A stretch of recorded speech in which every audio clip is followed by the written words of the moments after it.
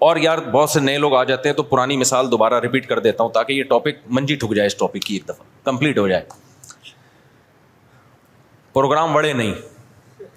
دیکھو نبی صلی اللہ علیہ وسلم نے بنو قریظہ کی طرف, بخاری مسلم کی حدیث ہے, ایک لشکر کو روانہ کیا.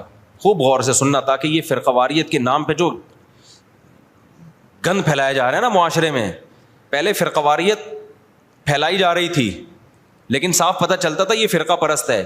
اب لیبل لگایا جا رہا ہے اتحاد امت کا, لیبل چینج کر دیا لیکن فرقہ واریت پہلے سے زیادہ پھیلائی جا رہی ہے. لیبل چینج ہو رہا ہے اب خالی, یعنی اس طریقے سے پھیلائی جا رہی ہے کہ سانپ بھی مر جائے اور لاٹھی بھی نہ ٹوٹے.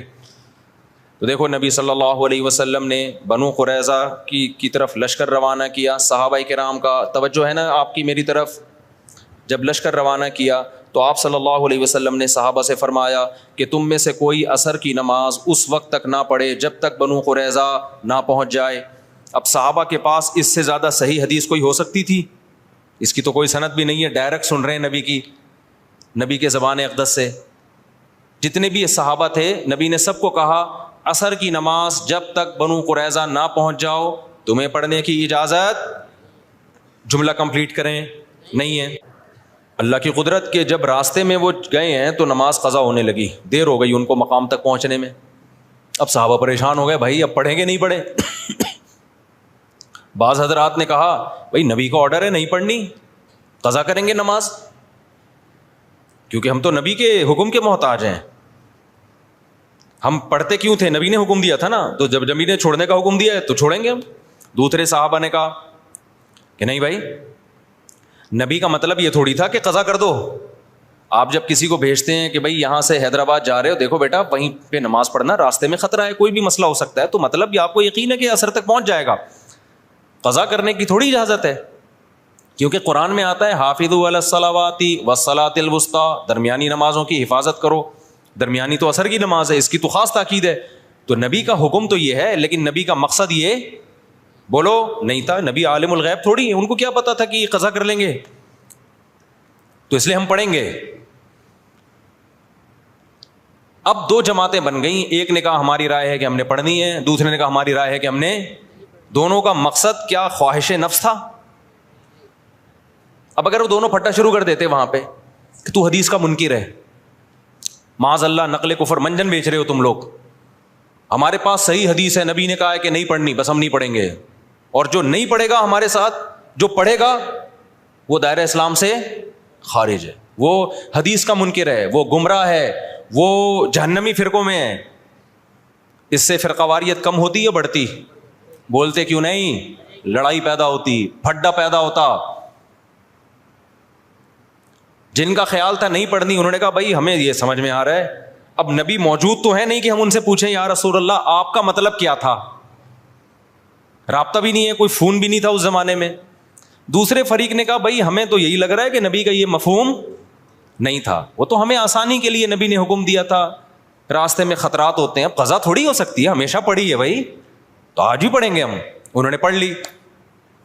اب انہوں نے نہیں پڑھنے والوں کو یہ نہیں کہا کہ تم تو مطلب ہی نہیں سمجھتے حدیثوں کا, تمہارے مطلب کھوپڑی میں سینس.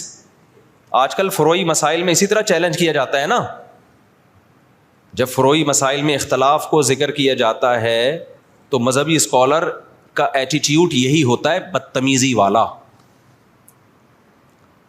تو صحابہ میں سے جن کا خیال تھا پڑھنی چاہیے پڑھ لی, جن کا خیال تھا نہیں پڑھنی چاہیے نہیں پڑھی. دو مکتب فکر وجود میں آ گئے کہ نہیں آ گئے اس لحاظ سے وقتی طور پہ. اچھا دونوں نے ایک دوسرے کے پیچھے نمازیں بھی نہیں پڑھی, یہ بھی ذہن میں رکھیں. جب وہ پڑھ رہے تھے تو انہوں نے ان کی اقتدا نہیں کی ہے, ان کا خیال تھا یہ غلطی پر ہے.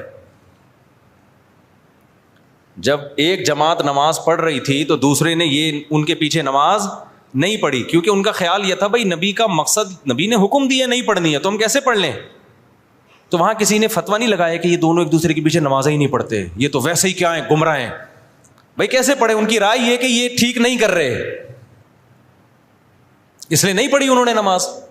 تو میری اگر رائے یہ ہے کہ یہ والا مکتبہ فکر سنت کے مطابق نماز نہیں پڑھتا, یا ایسے نماز پڑھتا ہے کہ میری رائے کے مطابق وہ شرائط ہی نماز کی پوری نہیں ہوتی, تو میں نہیں پڑھوں گا. آپ مجھے کیوں گن پوائنٹ پہ مجبور کر رہے ہیں کہ پڑھو اس کے پیچھے آپ؟ فرقہ واریت کو ختم کرنے کے لیے. اس سے فرقہ واریت تھوڑی ختم ہوگی. فرقہ واریت کیسے ختم ہوگی؟ جو صحابہ کا ایٹیٹیوڈ تھا, جس نے پڑھنی ہے پڑھ لے, نہیں پڑھنی ہے نہیں پڑھے. کسی نے گن رکھ کے دوسرے کو نہ پڑھوانے کی کوشش کی اور نہ چھڑوانے کی کوشش کی. میں سمجھا پا رہا ہوں؟ خدا کی قسم قدر کر لو ان باتوں کی, قدر کر لو, قدر کر لو ان باتوں کی. یہ جو آج کل نئے نئے اسکالر جراثیم پیدا کر رہے ہیں نا, یہ بہت خطرناک جراثیم ہے. ان سے تم گمراہ ہو جاؤ گے. پھر کیا ہوا؟ جب یہ فریق نبی کی خدمت میں پہنچا ہے واپس, نبی کو اطلاع دی گئی کہ ایک نے ایسا کیا, دوسرے نے ایسا کیا. نبی نے کسی کو ملامت بولو نہیں کی.